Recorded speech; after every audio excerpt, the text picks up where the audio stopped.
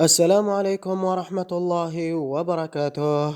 بعد قضيته الأخيرة مع ناديه نيس الفرنسي بعد دعمه للقضية الفلسطينية وغزة بعد نشره لفيديو في انستغرام يدعم أطفال فلسطين وشهداء فلسطين، ها هي الشرطة في بلدية نيس توقف الدولي الجزائري يوسف عطال عقب عودته للبلد لإجراء التدريبات مع ناديه نيس الذي سيستأنف معه المباريات بعد إيقافه لتسع مباريات في آخر الجولات الأخيرة.